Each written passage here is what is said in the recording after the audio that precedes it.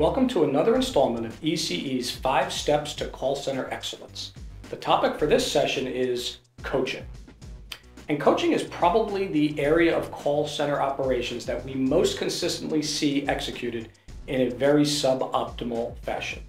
What we typically see is supervisors sitting at their desks, running reports, and giving negative feedback in a quick and non-nurturing so-called coaching session that is not received well by the frontline associates, is considered being critiqued and not being coached, but somehow we've decided this is proper coaching. And just to make it even more exciting, we then have them sign something at the bottom for HR coverage telling them that they've been quote unquote coached. So let's talk about how to fix that negative dynamic and get our people on the road to continuous improvement and not just use coaching as a way to tell people what they're doing wrong.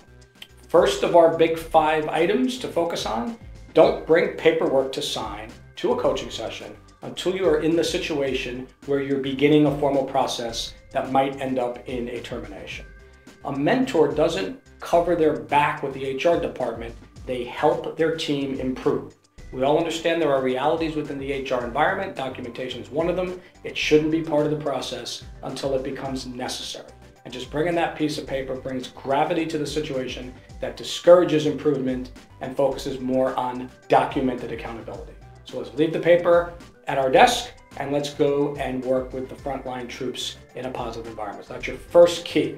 The second one is coaching is interactive. We like to say it's teaching, not telling. Telling somebody what to do doesn't mean they learned anything. It just means you told them. Teaching involves activities, role plays, interactive, environmental, job-oriented activities that you're going to run with them that are going to help them get better. And you should go in with a specific set of skills you want to impart, go in with activities that will help them absorb those skills, and keep it interactive. You should be talking less and working with the frontline associate more in an interactive fashion. That's number 2, keep it interactive. Number 3, coaching should not have a stopwatch. It shouldn't be a 5-minute coaching session, a 10-minute coaching session, a 15-minute coaching session. It should be a coaching session focused on staying together and working together until new skills have been imparted. So don't be looking at the watch and saying, I'm going to block out 10 minutes for this one and 5 minutes for that one. Set up your coaching session and set yourself up for success by staying with that session until the time comes that skills have been transferred. That is a very key part of it. And we're going to have that as our number 3 key point. Number 4 key point, coaching should be practice-based and also based on real-world scenarios. So you want to go in and say, I heard a phone call and the scenario that kind of tripped you up looked exactly like this. So now let's use that real-world scenario to make sure we practice ways to handle that better in the future.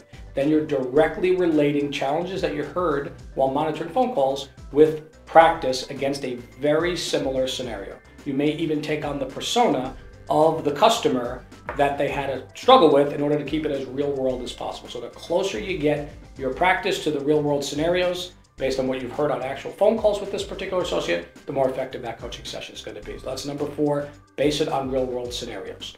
Number 5, our last one for this session, the coaches must be able to demonstrate the behavior whenever necessary, reversing the roles. So demonstrating how to handle the call perfectly or how to navigate the system perfectly, and then reversing roles back for the frontline associate to try to do it themselves. If a coach cannot perform the job, they're in the wrong job. I hear many supervisors and coaches tell me, I can't be as good as my frontline associates because they take calls all day and I don't have enough time. Well, then make the time, because that's what you're there for, to help them get better.